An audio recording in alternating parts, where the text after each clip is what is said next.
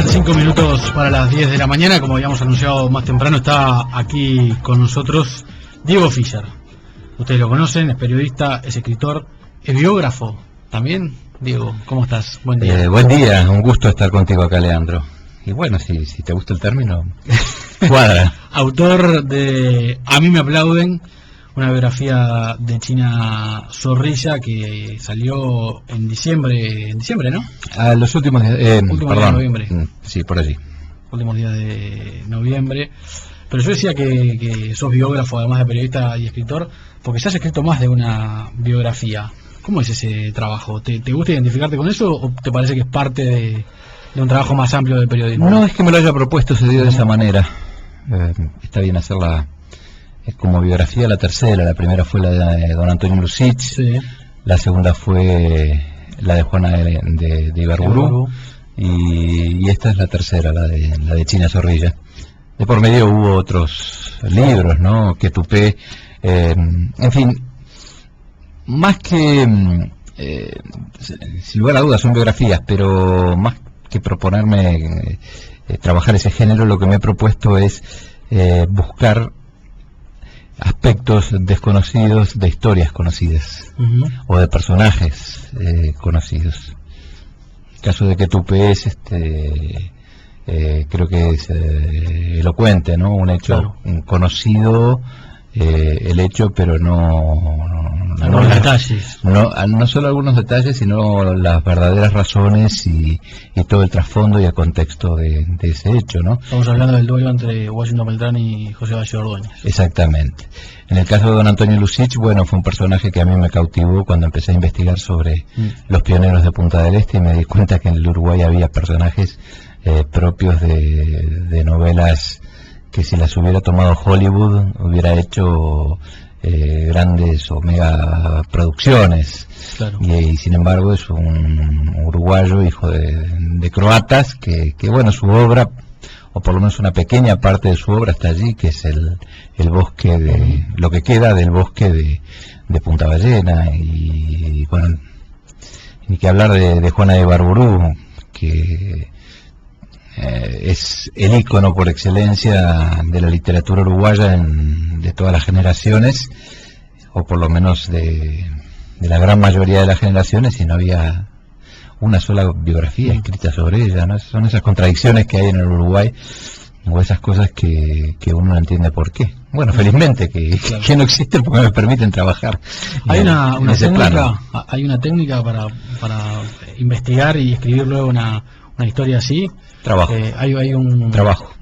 Horas en archivos, en bibliotecas, estudiando, leyendo, porque no solo es encontrar un documento, sino darle contexto a ese documento. No solo en algunas ocasiones es entrevistar a una persona o a un testigo que tuvo algún contacto o vínculo muy estrecho con los personajes o el personaje, sino luego es chequear lo que ese testigo cuenta. Claro. Porque todos estos libros están basados justamente en investigaciones periodísticas que me llevan mucho tiempo y que son, digamos, la parte más ardua de la tarea, también la más disfrutable, o tan disfrutable como a la hora de escribir. Esa investigación que tú relatás ha sido notoria en los libros, contando aspectos muy desconocidos de los personajes. Recuerdo en el Juana de Ibarburu hay algunos aspectos sobre la violencia que ella, a la que fue sometida en su familia, sobre alguna relación amorosa que era desconocida en la sociedad montevideana. Lo mismo sucede con el caso de Tupé y algunos documentos que encontraste respecto a las razones que había detrás de ese duelo. Sí, sin lugar a dudas, hace unos días, hablando con un colega, me decía, bueno, yo reivindicaba mi condición de periodista, que soy eso, un periodista que, bueno, ha escrito unos cuantos libros, pero los hechos tienen que tener, para pretextar un libro, un elemento o varios elementos noticiosos. Claro. Noticiosos, y cuando digo noticiosos, obviamente digo información no conocida. Y eso ha sucedido y eso ha sido un poco el común denominador o la constante en todos mis libros, ¿no? O por lo pronto trato que sea y siga siendo, ¿no? En este libro sobre China Zorrilla hay también algunos elementos que eran desconocidos, por lo menos para el público, eran desconocidos. Ahora después te voy a preguntar cuáles son, a la medida que puedas revelar. Claro, no, porque la gracia es que lo descubran en el libro, ¿no? Leyendo el libro. Pero... Ahora, ¿sobornaste a China con una caja de bombones suizos para que te dejara escribir su libro, su biografía? Bueno, esa es una anécdota de color que me pareció interesante poner. Cuando yo fui a Buenos Aires en junio del 2011 para comunicarle y que comenzaba a trabajar en este libro, que comenzaba a escribir su biografía, me aparecí en su casa de la calle, en su apartamento de la avenida de Uruguay, allá en Buenos Aires, con una caja efectivamente de chocolate suizo, porque sabía de la debilidad de China por los chocolates y la mía también, ¿no? Entonces tenemos una debilidad compartida, pero fue un encuentro muy simpático, muy afable, como no podría ser de otra manera con una figura como es China, a quien conozco hace muchos años. Y dio la coincidencia, la feliz coincidencia que esa tarde habían llegado de Montevideo su hermana Inés y su sobrina Lalia Morín, y allí estuvimos casi 3 horas conversando de muchos temas, ¿no?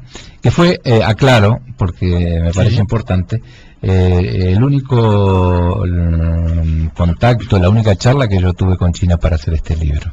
Eso es muy importante. Yo creo que sí, porque de todas maneras quería su aprobación. Me parece que correspondía por una razón de respeto. Lo hubiera hecho con cualquier otra figura, pero tratándose de China Zorrilla, yo este tema lo había hablado con ella en 2 ocasiones y siempre ella había tratado de salir por la tangente hasta que finalmente aceptó que yo lo escribiera, ¿no? Pero es una forma de trabajar y una forma de manejarme. Por respeto a China, le fui más que a comunicar, a pedirle permiso, ¿no? Y así se dio. ¿Y fue tu único encuentro con ella? Sí, mano a mano, sí. Después la vi casi 6 meses después en el Conrad, en lo que fue su última presentación con las de enfrente, en enero del año pasado. ¿Pero no la entrevistaste para el libro? No, en absoluto. ¿Por qué? Además no era mi intención, nunca fue mi intención, porque justamente quería contar las historias que China no contó, y no quería hacer de esto un anecdotario, que no lo es. Es un libro que tiene un orden genealógico y cronológico, y porque justamente quería descubrir a esa persona que hay detrás de ese personaje hecho a imagen y semejanza de China Zorrilla, ¿no? Claro. Que no difiere mucho de la figura que conocemos y que todos queremos en el Río de la Plata, pero que sí tiene aspectos desconocidos. Y cuando digo aspectos desconocidos, no se imaginen, no se vean películas, cosas sórdidas, negras, oscuras, sino todo lo contrario. Hay aspectos de la vida de China que hacen aún más grande a esa figura. Como me decían algunas de las personas que entrevisté en Buenos Aires, y las nombro porque están sus testimonios en el libro, Susana Jiménez, Soledad Silveira, Villanueva Cose, entre otros. Digo, es una figura, una personalidad de una gran luz. Y además que así como la vemos en el escenario, también en la vida privada tiene esa fuerza y esas ganas de vivir, y sobre todo, bueno, algunos aspectos que para el gran público o el público mayoritario son prácticamente desconocidos: su desprendimiento total, absoluto de lo que es material. Y también está todo su historia de amor, ¿no? Su verdadera historia de amor, entre otras cosas que allí se cuentan, ¿no? Ahora, ¿quién es China Zorrilla? En el contexto del Uruguay de su época, en el contexto familiar con una familia muy particular del Uruguay. ¿Cómo describirías a ese personaje?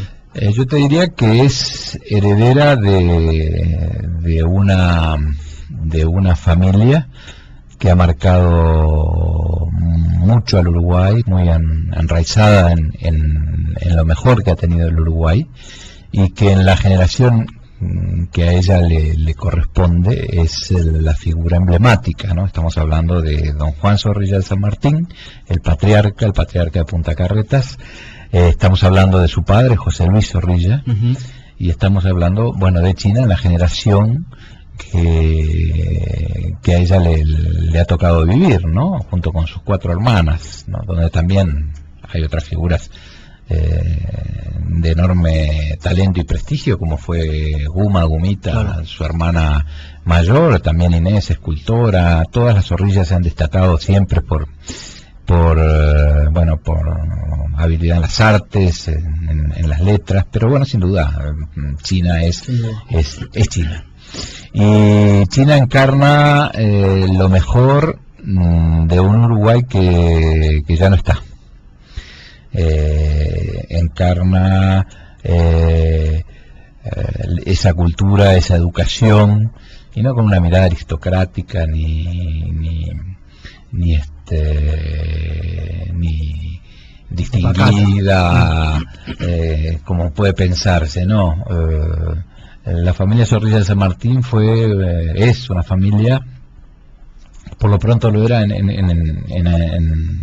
desde Don Juan hasta China, una familia patricia, sí, una familia que estuvo muy vinculada siempre a las decisiones importantes en materia política, pero sobre todo en materia cultural y religiosa, en el caso de Don Juan, claro, de este país. No en vano es el poeta de la patria.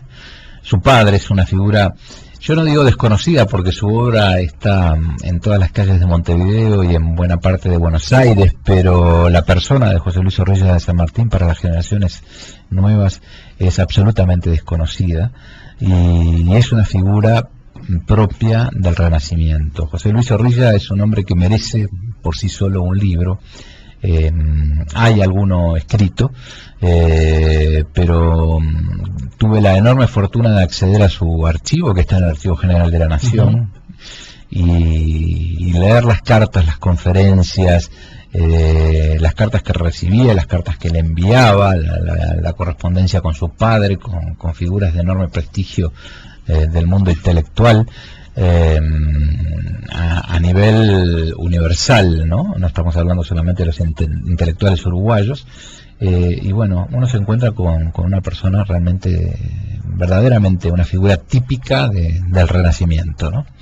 Y en el marco de esa familia, Diego, una chica, adolescente como China, decide ser actriz. Tenía un contexto favorable, que era el pertenecer a una familia de artistas. Sí, habría algunas cosas en contra también. Favorable en cuanto a la familia Zorrilla, también la familia Muñoz, ¿no? Porque no es menor la influencia de la familia Muñoz. Su madre era Muñoz del Campo, su madre era argentina, hija de uruguayos. Se cruzan tanto la familia Zorrilla con la familia Muñoz en la historia, ¿no? Digo, don Juan Zorrilla tiene que exiliarse en Buenos Aires durante el gobierno de Máximo Santos, cuando le prenden fuego el diario El Bien Público. Estamos en esta radio que pertenece a la Iglesia. Quienes conocen un poco de la historia, de lo que fue la historia de la relación entre el poder y la Iglesia en el Uruguay, el poder político y la Iglesia, bueno, quizás recuerden ese hecho, pero meses más, meses menos, también lo tuvieron que hacer los hermanos Enrique y Daniel Muñoz, es decir, los abuelos y tíos abuelos de China, porque también sucedió lo mismo con el diario La Razón. Eran figuras destacadas del periodismo. Su tío era Sansón Carrasco, ¿no? Famoso periodista que escribía crónicas costumbristas bajo ese seudónimo, y un buen día una horda de partidarios de Santos, ellos eran colorados, y también le prende fuego el diario, y el mensaje era muy claro: se fueron para Buenos Aires. Y yo creo que bueno, allí se produce toda la organización y la posterior revolución del Quebracho, pero estamos hablando de 1886. Estoy seguro que don Juan y la familia Muñoz ya ahí comenzaron los vínculos, ¿no? Y además en una sociedad tan pequeña, ¿no? Como era el Uruguay de fines del siglo XIX. Pero bueno, tú me hablabas de un contexto favorable, sí, porque el teatro, las artes, las letras era algo cotidiano en esas dos familias. China vivió hasta comienzos de su adolescencia en lo que se llamó el Castillo Muñoz en Arroyo Seco, que hoy ya no existe, que era la casa de la familia Muñoz, donde convivían, Muñoz del Campo, ¿no? Donde convivían 4 generaciones, llegaron a convivir en determinado momento. Una casa pensada por don Enrique Muñoz, que era un hombre de fortuna, y su señora Guma del Campo, justamente para que convivieran padres, hijos, nietos y algún bisnieto. Y allí se hacían representaciones teatrales en las fiestas, en los cumpleaños, y quien estaba siempre comandando esas representaciones era, por un lado, Bimba, Guma hija, la madre de China, y por supuesto llevaba la posta también China, ¿no? Que era una niña, una pequeña niña, ¿no? Y bueno, de allí es sabido, no tan sabido, que don Juan Zorrilla, cuando recibía a sus nietos, y tuvo decenas de nietos en su casa de Punta Carretas los sábados al mediodía, bueno, China era una de sus nietas predilectas, y se sentaba en sus faldas a recitarle el tabaré, y don Juan le decía: vos me vas a dar el gusto que ningún hijo o hija me ha dado, vas a ser actriz. Y bueno, como que el camino estaba abonado, pero ser actriz en los años 40, cuando China toma la decisión de abrazar su vocación, y realmente como una carrera, y era, ya lo he dicho, era sinónimo de prostituta, ¿no? Claro. Y entonces, bueno, allí empezaron las dificultades, pero también el apoyo incondicional de sus padres y de su entorno familiar, de sus hermanas, no tan incondicional, o no tanto apoyo por parte de la familia Muñoz, porque uno de los grandes penas o grandes dolores de China fue, durante mucho tiempo, es que sus tíos Muñoz nunca la fueron a ver al teatro, porque consideraban que eso era, claro, una profesión no digna de una persona de determinado estatus social. De todas maneras, pagó algunos costos, además de esa relación con parte de su familia materna. ¿Cómo se desarrolló entonces esa carrera?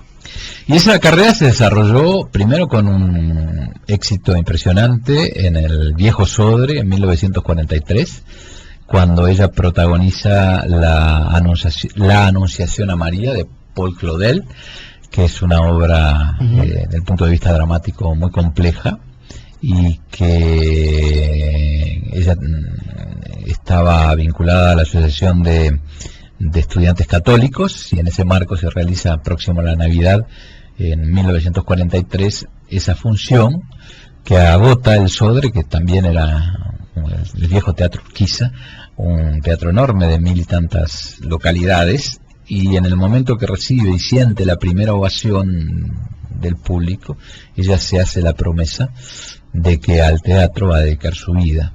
Y allí comienza todo, casi todo, porque 3 años después, y ahí empieza también esa vida de transgresión permanente de China, y entendiendo como transgresión apartamiento de las normas generalmente aceptadas en una sociedad muy pequeña, muy pacata, muy mojigata, que era la sociedad uruguaya. Ella decide un día y postularse a una beca del British Council para estudiar teatro en la Rada, que es la famosa Academia Real de Arte Dramático de Londres, y lo gana. Y teniendo apenas 22 años o 23 años, se toma un barco carguero, cuya tripulación eran todos hombres. Los barcos cargueros tenían entonces 2 o 3 camarotes para pasajeros en la parte más alta, y compra ese pasaje porque no tenía más recursos para comprarse un pasaje en un barco de línea, ¿no? Claro. En un transatlántico, y se va a vivir a Londres primero por 1 año, luego termina siendo por 2 años sola, completamente sola. Y el libro comienza ahí, justamente cuando ella desembarca en Londres y se da cuenta, es decir, es como el gran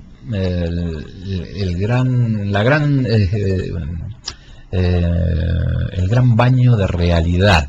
Porque ¿qué pasa? Llega en 1946 a un Londres destruido por la guerra.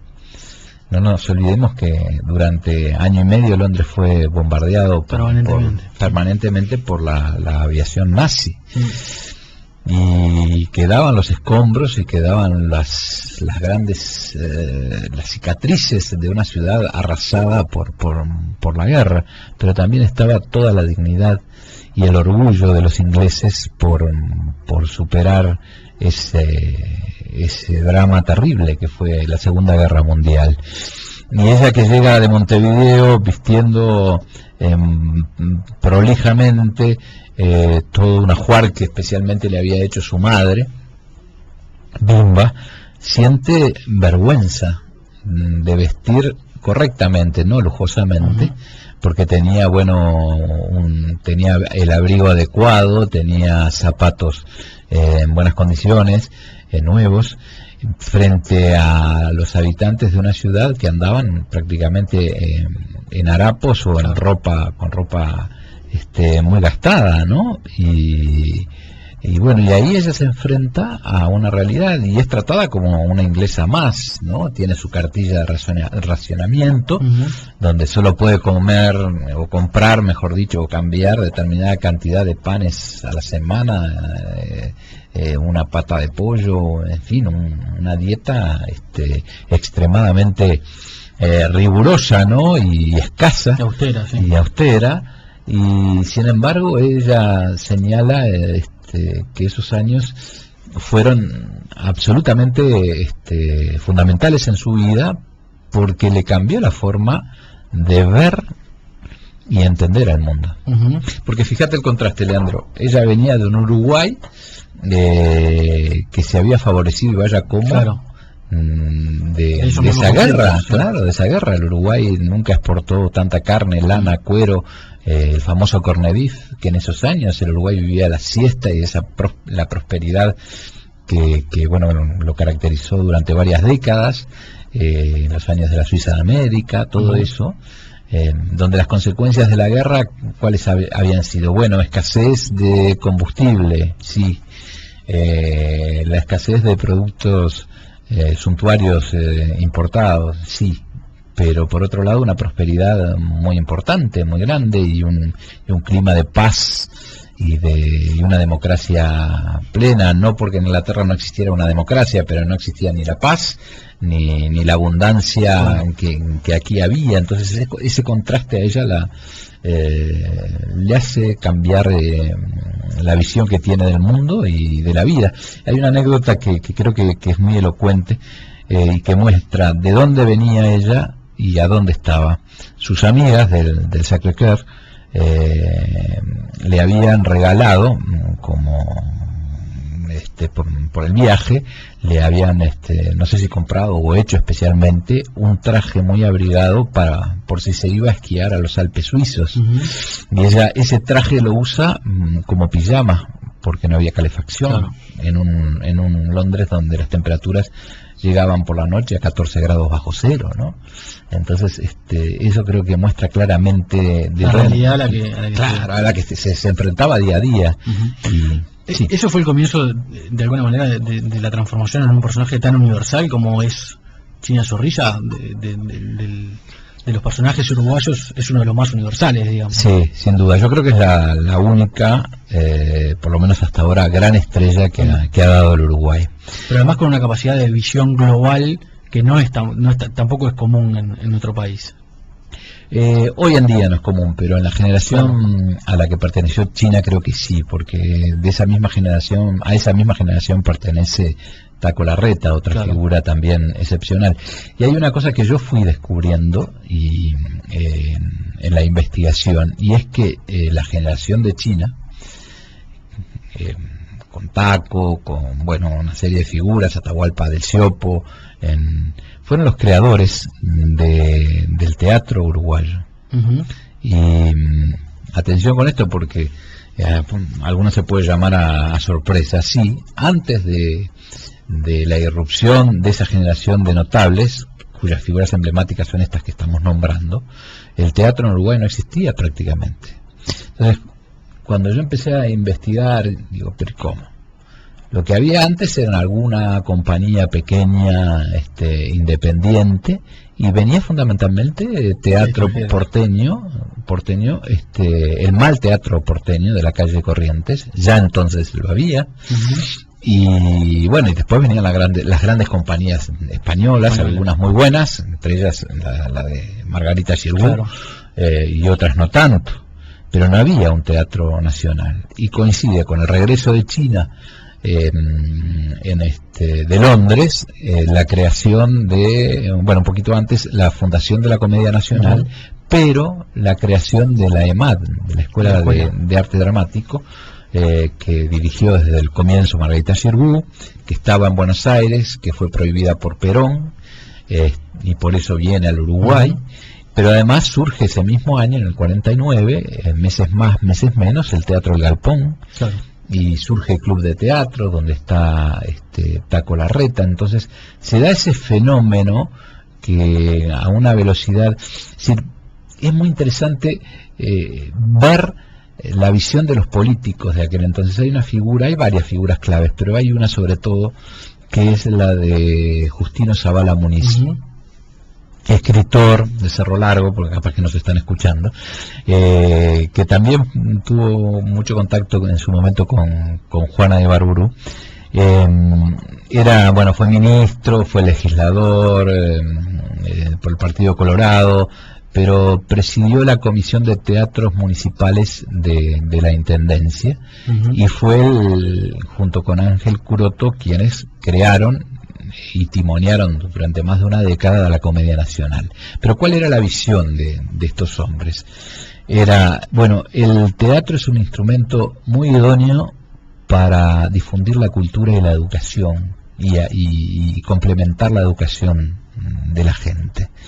Entonces, creemos una compañía que, a pesar de ser municipal, fue nacional, porque la Comedia Nacional, no solo por su nombre, sino a comienzos de la década, a fines de la década de 40, comienzos de los 50, que es cuando surge, no solo se da sus espectáculos primero en el Solís y después en el Solís y también en la Sala Verdi, y en verano recorre los teatros como el Teatro de Verano, donde hoy están las Murgas, y va la Comedia Nacional, en el Parque Rivera, sino todo el interior del país.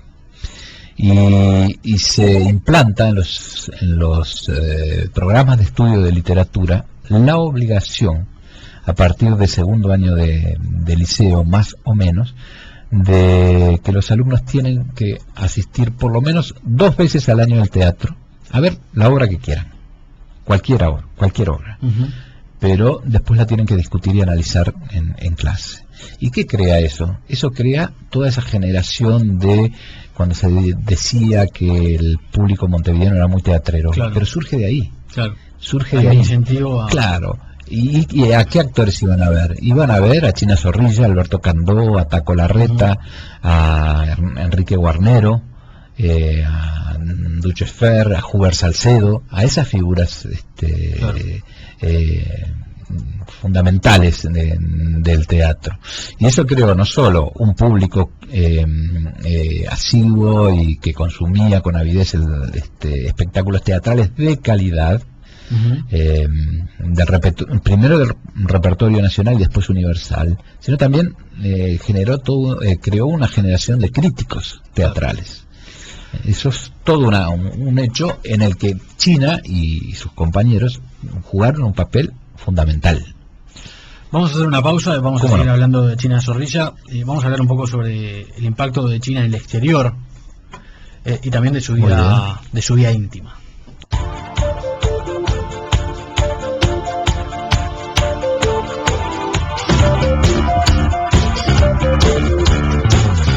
Estamos conversando con Diego Fischer sobre su último libro. A mí me aplauden, una biografía de China Zorrilla. Han llegado algunos mensajes de texto. Diego, buen día, Fischer. Me leí todo lo que usted escribió y me encantó. Sigue adelante. Para mí, de lo mejor, dice Lisette desde Muchas Florida. Gracias. Y hay otro oyente, Blanca, que dice, se pregunta si estará lo que le pasó en Santander, contado por ella misma, y relacionado a la aparición de la Virgen a 3 niñas. No. Una de las tantas anécdotas de China. No, una cuentista importante, consagrada.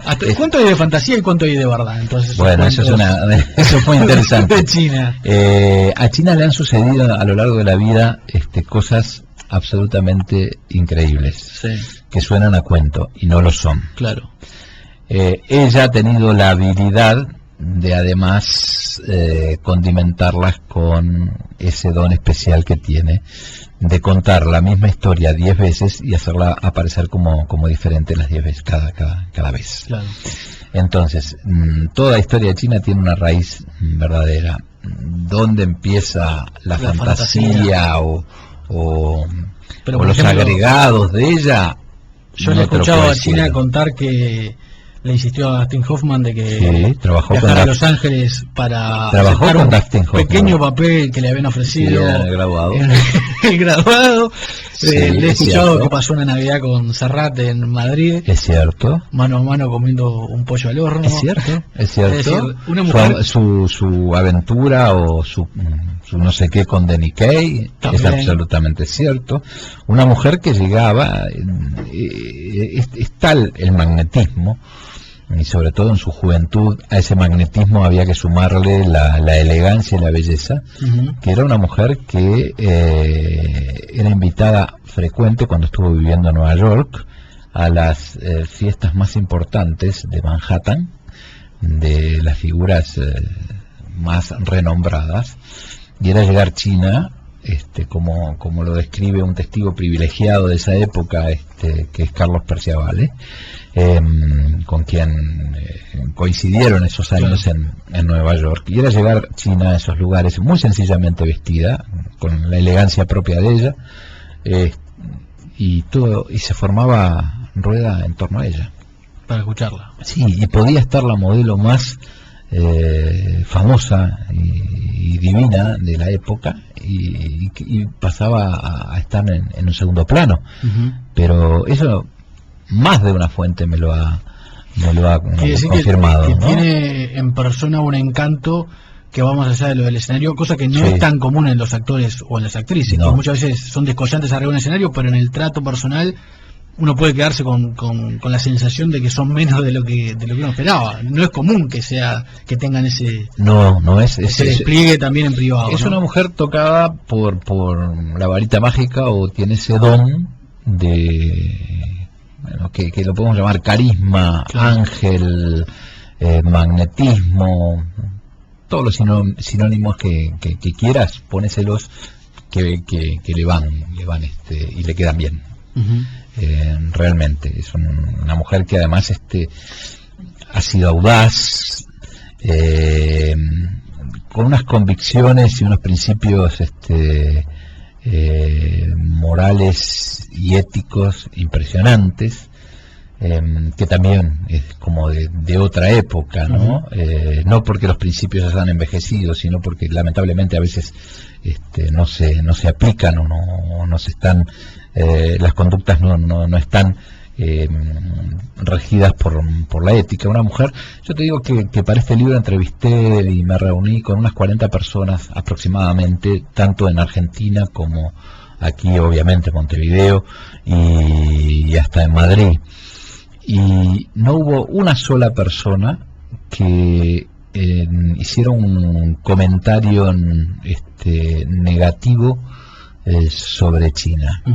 Sí, todos coinciden en esa capacidad histriónica y de contar historias, de seducir a través de esas historias, y que uno nunca sabe hasta dónde va la realidad y dónde comienza la fantasía. Todos coinciden, pero descubrir a una persona también, que fue otra de las cosas, yo había escuchado, pero no a los grados que luego pude confirmar, de su desprendimiento y de su generosidad, ¿no? Que es algo, por lo pronto no he conocido a ninguna figura como ella, que ha hecho enormes fortunas o en muchísima plata trabajando, claro, y que lo ha dado todo, lo ha regalado todo, pero cuando digo todo es absolutamente todo, ¿no? En situaciones, es decir, lo ha dado a ayudar a su familia, a gente amiga.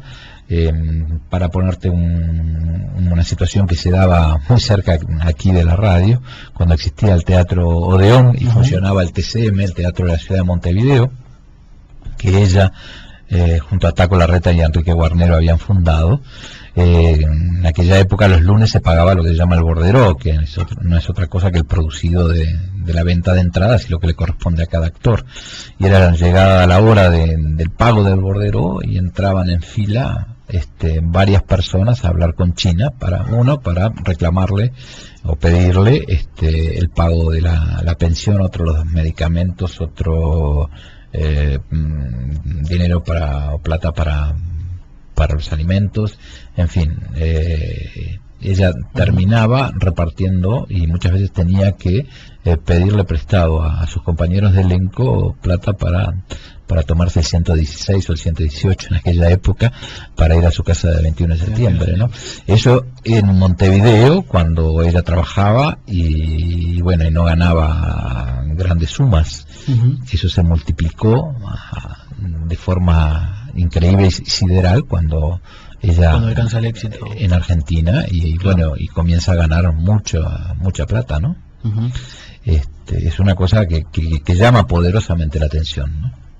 ¿Fue querida por sus colegas aquí en Uruguay, mucho, a pesar de ese éxito en el exterior? Mucho, en un ambiente tan competitivo y a veces tan poco afecto a los afectos y al éxito ajeno. China, por sus colegas siempre. Cuando decimos colegas hablamos de compañeros de elenco, ¿no? Claro. Actores, sí, siempre, porque fue una mujer que ayudaba a sus colegas desde el punto de vista profesional, ¿no? Material también, si era el caso, pero desde el punto de vista profesional nunca asumía actitudes de diva y siempre estaba abierta también a escuchar y aprender de los otros. Y por el público en el Uruguay creo que le costó un poco más que en la Argentina. En la Argentina la abrazaron y la amaron, porque ese es el término correcto, desde que se hizo popular y famosa con aquella novela que hizo historia, que se llamó Pobre Diabla, ¿no? Que fue allá por el año 1973, donde ella hacía de la madre de Soledad Silveira, un personaje que era una madre muy metida, una doña de barrio, muy metida, absorbente, insoportable, que tenía una serie de muletillas. Una de ellas era Soledad Silveira, se llamaba Aquela, y el sobrenombre era Aquelita, o el sobrenombre era Aquela, y decía Aquelita, Aquelita, qué espanto. Y media Argentina empezó a hablar y a utilizar las frases que China usaba, o Migré le hacía decir, porque Alberto Migré era el libretista, en esa comedia. Buenos Aires, o la Argentina toda, los viernes, y Montevideo, porque se llegó a verse en Montevideo, se paraba para ver Pobre Diabla. Después vino Piel Naranja, Una bueno, forma de hablar y de decir muy particular, sí, ¿no? sí, porque tenía esa tonada de la gente paqueta o pitucona, mezclada con el lenguaje y las expresiones de alguien, de un vecino de barrio, de una vecina de barrio, ¿no? Personaje que después el mismo director, el libretista, era Migré. Que entonces era el más exitoso libretista de la Argentina, y el director era Alejandro Doria. Y a quien busca Doria al momento de formar el elenco del gran éxito cinematográfico de China, que es Esperando la carroza, a China, porque el personaje que hace es muy parecido también al que hacía en Pobre Diabla, y que después repitió en Piel Naranja, ¿no? ¿Tuvo actividad política? No, actividad política partidaria no, pero sí fue una defensora de la democracia desde siempre, una persona que condenó desde siempre la violencia, y no obstante ello, que es otro de los aportes que hace el libro, yo allí recojo el expediente de los servicios de inteligencia, donde se muestra que era espiada desde el año 67, y sus delitos eran, por ejemplo, haber estado en la comisión organizadora de un homenaje que se hizo en su momento al escritor Paco Spínola.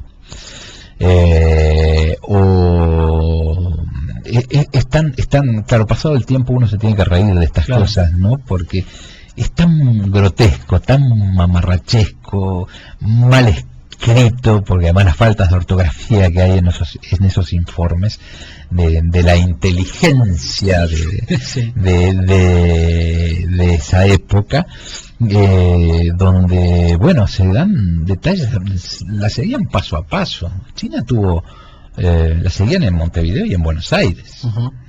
La única registro que hay de actividad política, si se puede llamar actividad política, es que ella integró el quinto puesto de suplente, quinto puesto de suplente en el tercer aspirante a senador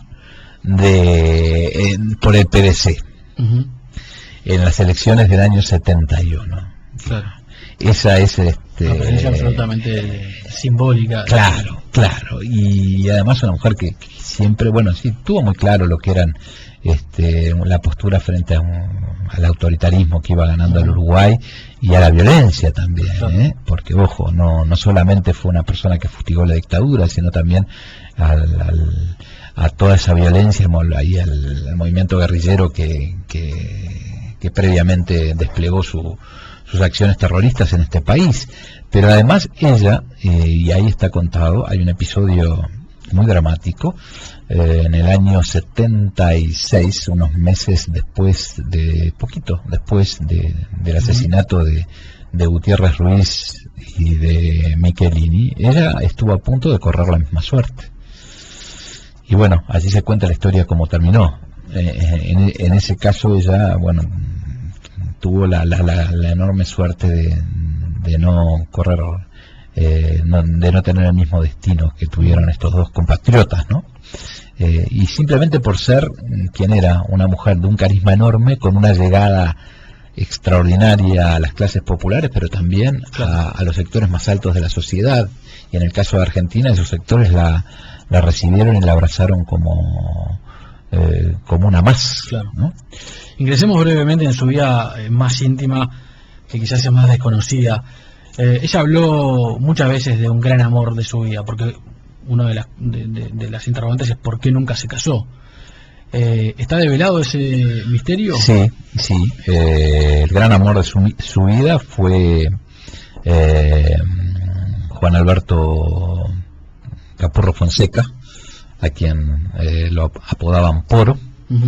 Se conocían desde niños, pero la relación, digamos, noviazgo, comenzó más o menos, ella era 2 años mayor que Poro, allá cuando tenían 19, él tenía 18, 19 años, o sea que ella 20, 21, y fue una relación que se prolongó casi por 20 y tantos años, ¿no?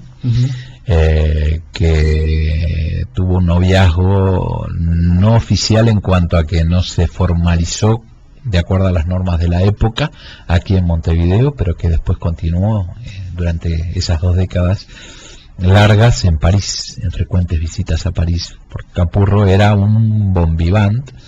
Yo creo que el playboy a nivel internacional que ha dado Uruguay, que se codeaba con digamos, con las figuras más importantes del jet set europeo en Francia cuando estuvo viviendo, desde Sofía Loren a Porfirio Rubirosa, otro playboy con mucho más prestigio y una enorme fortuna.